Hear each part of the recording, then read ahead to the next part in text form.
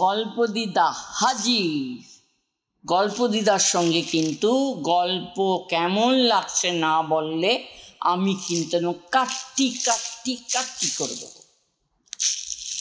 এরকম একটি ছেলে, তার বাড়ির কাছে একটু দূরে একটা বন ছিল, সেইখানে একটা নদীও ছিল। সেই নদীতে মা হাতি, বাবা হাতি, বাচ্চা হাতি সবাই যেত জল খেতে আসতো। ছেলেটার নাম ছিল রিক। রিকদের বাড়িতে অনেক নারকেল গাছ ছিল। হ্যাঁ, তোমরা ঠিকই ধরেছ, কেরালা অঞ্চলে, কিন্তু ওরা বাঙালি পরিবার। সেইটা দেখে ছোট হাতির তো ভীষণ লোভ হতো। ওর মাকে বলেছে, মা বলেছে না, অন্যের বাড়িতে ঢুকে নিতে হয় না, জিনিস নিও না বলে সুর দুলিয়ে ওকে অন্যখান থেকে এনে দিয়েছি।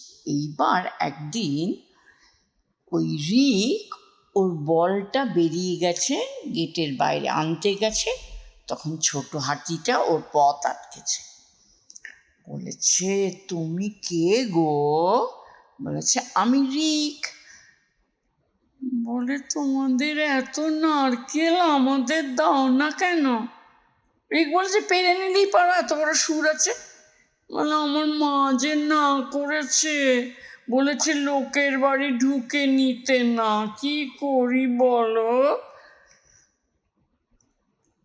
রিক কিন্তু খুব শান্ত ছেলে ছিল না, এই দুষ্টুমি করতো। ওদের বাড়িতে অনেক পড়াশোনার বই ছিল, এমনি অনেক বই ছিল, ইত্যাদি ইত্যাদি। একদিন রিক ওর একটা কমিক্সের বই খুঁজতে গিয়ে ওর মা আর বাবার কিছু মোটা মোটা ভালো বই মাটিতে ফেলে দিয়েছে তার থেকে। তখন মা বলেছে, এ কি, এই বইগুলি তুমি জানো না, এইটার বাঁধা যেটা আছে এটা লুজ হয়ে গেলে বইটা নষ্ট হয়ে যায়। তখন রিক বলছে, আমি প্রণাম করেছি। প্রণাম করা আবার কি? বইয়ের ব্যথা লাগে তুমি জানো না? বইয়ের আগে ব্যথা লাগে, বইকে আগে শার্ট করো। তো শার্ট টাট করেছি। এবার ওর মা বলেছে, ঠিক আছে, তোমাকে এই কাজটা দিলাম, এই ছোট্ট মইটা করে যেখানে যে বই ছিল তুমি পড়তে পারো, ও তখন 6-এ পড়ে, তুমি সেই বই সেখানে রাখবে, না হলে কিন্তু আমি তোমার প্রিয় খাবার আজকে করব না। ভীষণ মন খারাপ করে কাঁদছে।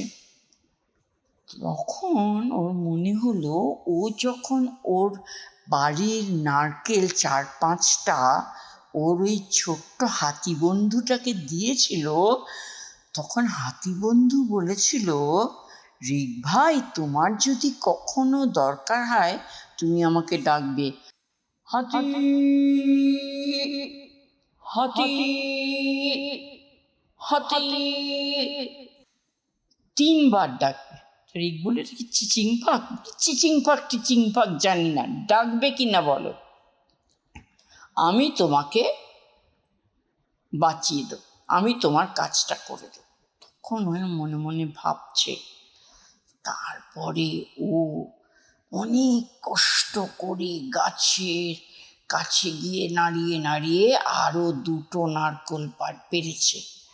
বাড়িতে কলা ছিল, সেইটাকে এনেছে। আসলে ওর মা বাবা ওকে কাজটা করতে দিয়ে ওনারা একটু বেরিয়েছেন। বলেছে, বেরিয়ে আসার সময় আমি এসে দেখি বইগুলি সাজানো। রিক উঠছে মই বেয়ে, বইটা রাখছে, আরেকটা বই তুলতে যাচ্ছে, হাঁপিয়ে যাচ্ছে, একটা কেলেঙ্কারি। ও তখন ডাকলো, হাতি হাতি হাতি হাতি। এরকম করতে করতে ও গেটটা না খুলে রেখেছিল। গেটটা ঠাং করে করলো, দেখলো কলা সাজানো, কলাগুলি গপ গপ করে খেলো। জানলায় তাকিয়ে দেখে রিক কাঁদছে। কি হয়েছে রিক ভাই? বলে, আমায় বাঁচাও, আমি উপরের তাকে বই রাখতে পারছি না, বাবা মার বই ফেলে দিয়েছি। হাতি বলছে, দাঁড়াও, আমাকে তোমার ঘরে ঢোকার ব্যবস্থা করে দাও। ওদের বাড়িতে একটা দরজা ছিল, যেটা বাইরের লোকেরা এই বাগান দিয়েই ঢুকে পড়ে। রিক অনেক কষ্টে সেটাকে খুলেছে। খুলে তো হাতি ঢুকেছে, এমনি করতে করতে ঢুকেছে। ঢুকেও বলল, তুমি মইটা একটু পাশে সরিয়ে রাখো, আর মইয়ের একটা তাকে তুমি বইগুলি 2-3টে তাকে ওঠাও আগে, তারপরে তুমি আমার পিঠে চাপো, পিঠে চেপে বইগুলি সাজিয়ে রাখো, দেখবে পটাপট হয়ে যাবে। অমনি পটাপট বই সাজিয়ে হয়ে হলো। এবার হাতি বলল, আমাকে তো বেরোতে হবে। তখন রিক বলল, তোমার প্রাইজ আছে 2টো নারকেল। তখন বলল, দেখো, তোমার মা বাবা আসার আগে আমাকে বেরিয়ে যেতে হবে। তুমি একটা কাজ করো, এই নারকেল 2টো গেটের বাইরে বলের মতো বার করে দাও। রিক তখন বলের মতো বার করে গেট বন্ধ করে এই যে বসার ঘরের দরজাটা কোনো রকমে চেয়ার টেয়ারে উঠে উপরে টিটকিনি দিয়ে এসছে। মা বাবা এসে দেখে সত্যি সব বই উঠে গেছে, যেখানে যে বই ছিল। আসলে ওর বাবা প্রত্যেকটা বইয়ে মলাট দিয়ে বা নাম্বার দিয়ে রাখতেন। সেইটাই হয়েছিল রিকের সব থেকে সুবিধে। মার বইগুলি কোনো রকমে পড়েও ঠিকঠাক করে রেখে দিয়েছিল, বাবার বই যে উপরের তাকে সেইটা পড়ে যাওয়াতে ওর খুব তুলে রাখতে সুবিধে হলো। ব্যাস, মা ওর জন্যে ওর ফেভারিট খাবার করলো, গপ গপ গপ করে ও খেলো। গল্প আমার শেষ হলো।